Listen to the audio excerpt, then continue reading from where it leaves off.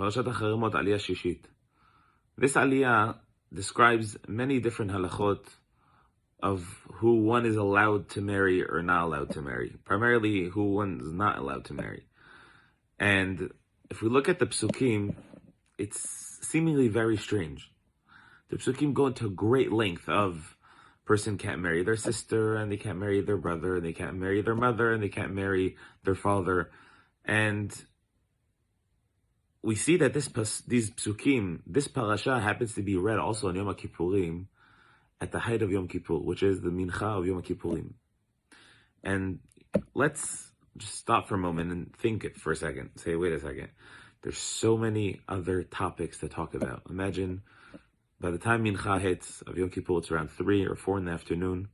We had already been fasting on our feet, vidui, saying the Yud Midot Shel Rachamim, Hashem Elokim. We reached the highest levels of Kedusha v'Tara and Dvekut b'Kadosh Baruch Hu. Is there not something else to talk about? Let's talk about Aseret HaDivrot. Let's talk about the story of Tshuva or something else. What's this specific parasha talking about? In Mincha, the highest time of the entire year, we're talking about the Arayot, and not just any Arayot. Sister can't marry a brother, can't marry a sister, can't marry a daughter, can't marry a son. Why does the Torah, why did Chazal, why did the Torah institute us reading these psukim specifically on Yom Kippur at such a holy time?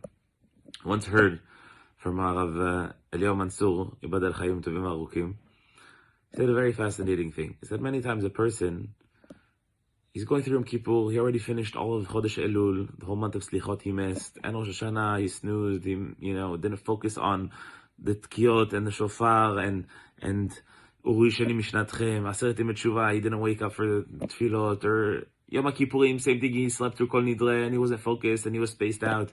And so he starts, coming to a point where he's like, Yom Kippur is finishing up in a few hours.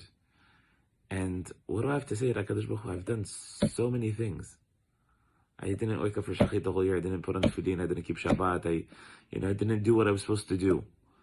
What I've left, I only have a few hours left. How am I supposed to get out of this Yom Kippur with anything? And he says that's exactly the Yisod. Chachamim are telling us that when a person reads the Torah on Yom Kippur, he says, wait a second, I haven't done this, I haven't done this, I haven't engaged in any of these immoral acts. Saying, HaKadosh Baruch Hu, it could be I've done a lot of things, but these things I've never done. And that in itself is a zchut for a person on Yom Kippurim. Is that we think many times that the Torah brings down certain avirot that are just so far from our reality. No one ever thinks of these avirot. And therefore, okay, we don't get schal for them. Answer is no. If it's written in the Torah, do it or not to do it, whether it makes sense to you or it doesn't make sense to you, or whether it's something that's so far-fetched, you get schal for not doing it. Why? Because the Torah said not to do it. When we don't do these avirot, it's not because it's just like a nice thing, or it's a bad thing, or it's something that's very immoral. The reason why it's immoral is because the Torah says it's immoral. And when we don't do them, we get schal.